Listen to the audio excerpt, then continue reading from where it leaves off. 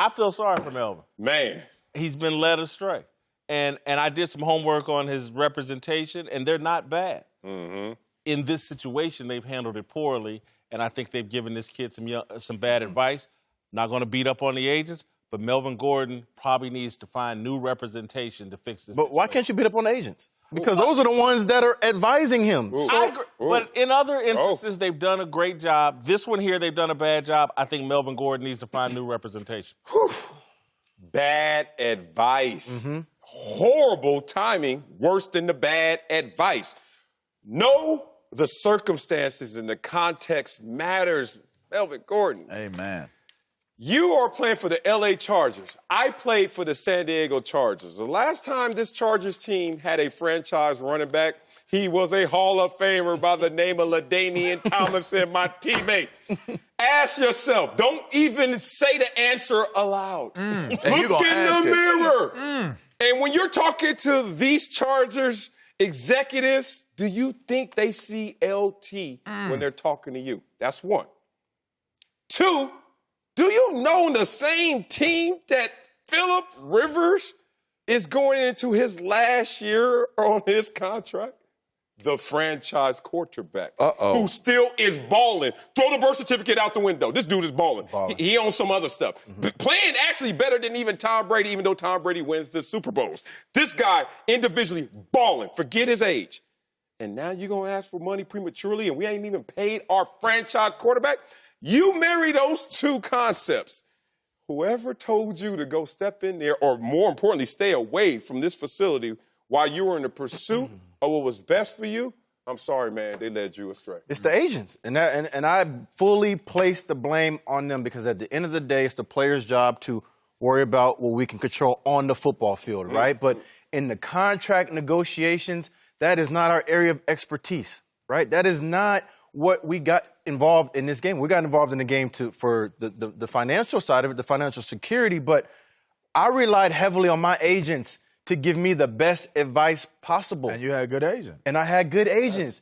And it didn't matter what they did in the past for whoever else they had. It matters what you're doing for me. Because right now, I'm the only one that's at the negotiating table. I'm by myself right now. The rest of my team is about to play week 1 against the Colts. Which that's not going to be an easy win. The Colts might have one of the best teams in football this year, if they still had Andrew Luck.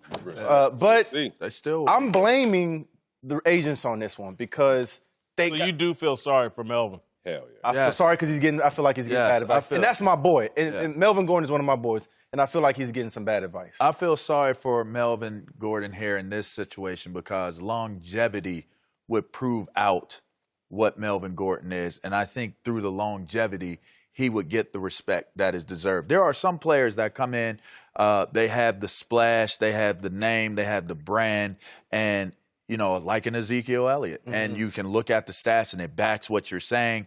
But then there's certain guys that can come in and they don't get exactly what it is. Like I look at like a Barry Sanders versus a Thurman Thomas, right? You look at Thurman, I mean, come on now, he was just as good and just as talented in a lot of ways. He started over Barry in college. Oh, there you go. And yeah, they had a heck of a backfield in Oklahoma State. But the reality is that he did not have the fanfare. He did not have the backing. He's a longevity player. So if Melvin Gordon took the approach that I'm going to be a player of longevity and I'll get my respect and I'll get my just due, that would be the better approach for him. And I feel sorry that he doesn't have that approach because this could be what really derails what his legacy and what his accomplishments could have really been in this league. Well, and again, who knows what Melvin Gordon is saying to his agents? Because at the end of the day, the agent in any profession works for the client, not the other way around. I would love to know who told him $10 million wasn't enough. And if someone did, if someone helped gas this dude up to think he was going to get $14 million a year, or what Le'Veon Bell got with the Jets, or 13 like Le'Veon got, they fed him the wrong energy.